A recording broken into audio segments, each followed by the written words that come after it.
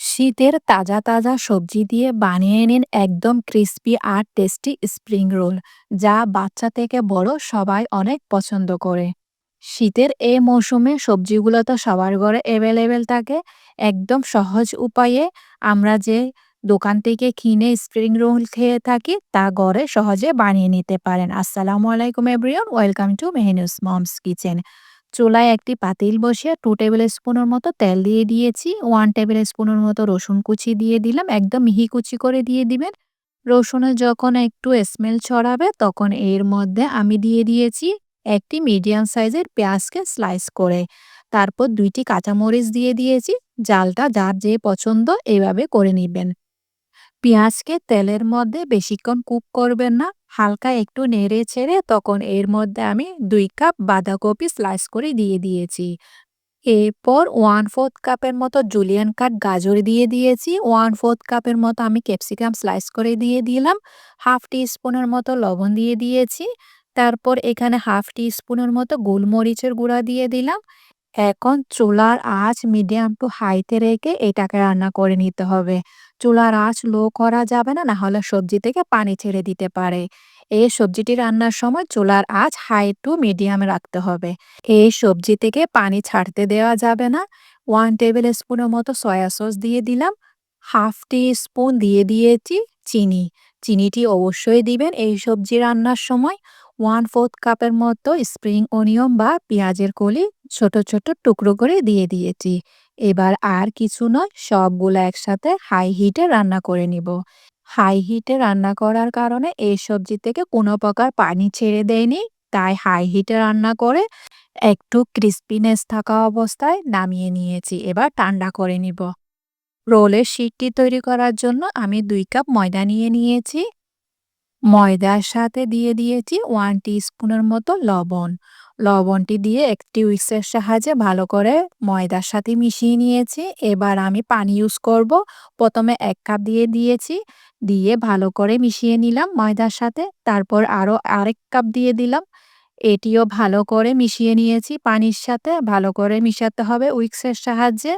তারপরে এর মধ্যে আমি দিয়ে দিব 2 টেবিল স্পুনের মতো তেল। তেলটি দেওয়ার কারণে এই শীটটা চুলায় দেওয়ার সাথে সাথে উঠে যাবে। তেল দিয়ে ভালো করে হুইস্কের সাহায্যে আবারও মিশিয়ে নিতে হবে। লিকুইডের ঘনত্বটা একটু ঘন মনে হচ্ছিল, তাই এখানে আমি আরও 1/4 কাপের মতো পানি দিয়ে দিয়েছি।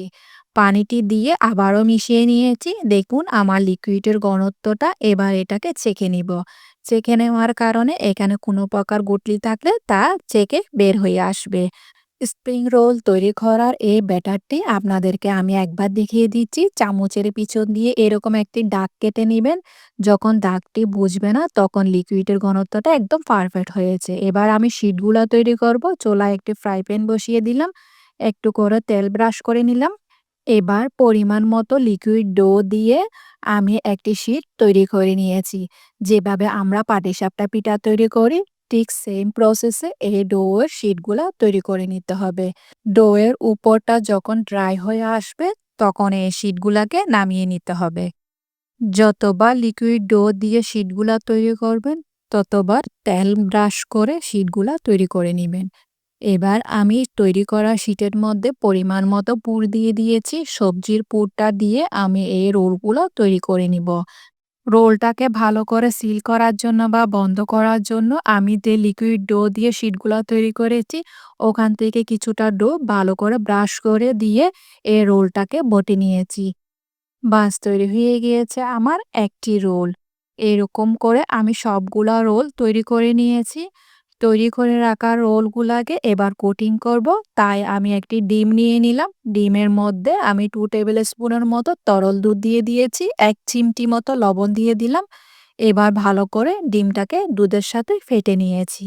আপনারা চাইলে এখানে ময়দা আর লবণের কোটিংটাও করে নিতে পারেন। আমি ডিম দিয়ে কোটিং করব। রোলটাকে ফ্যাটানো ডিমের মধ্যে কোটিং করে তারপর আমি ব্রেড ক্রামে গড়িয়ে নিব। ব্রেড ক্রামে আপনি গড়ানোর সময় খেয়াল রাখবেন আপনার হাত একদম শুকনো অবস্থায় রাখতে হবে। রোলটাকে ভালো করে ব্রেড ক্রামে গড়িয়ে নিয়েছি। এভাবে করে সবগুলা রোল আমি তৈরি করে নিয়েছি। আপনারা চাইলে এভাবে করে ডিপ ফ্রিজে রেখে ফ্রোজন করে নিতে পারেন। এবার আমি তেলের মধ্যে ভেজে উঠাবো, তাই আমি পরিমাণ মতো তেল দিয়ে দিয়েছি। তেলের মধ্যে রোলগুলা দিয়ে উল্টে পাল্টে লালচে কালার করে ভেজে নিয়েছি। আপনারা আপনাদের পছন্দ মতো কালার চলে আসলে এই রোলটাকে নামিয়ে নিবেন। রোলগুলাকে ভাজার সময় মিডিয়াম টু হাইতে রেখে এই রোলগুলাকে ক্রিস্পি করে ভেজে নিতে হবে। বাস তৈরি হয়ে গিয়েছে আমার শীতের সবজি দিয়ে স্প্রিং রোল।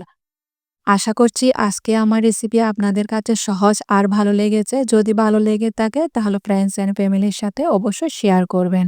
আজকে তাহলে এ পর্যন্ত। দেখা হচ্ছে নতুন আরেকটি রেসিপি নিয়ে। সে পর্যন্ত ভালো থাকবেন, সুস্থ থাকবেন, আমার জন্য দোয়া করবেন।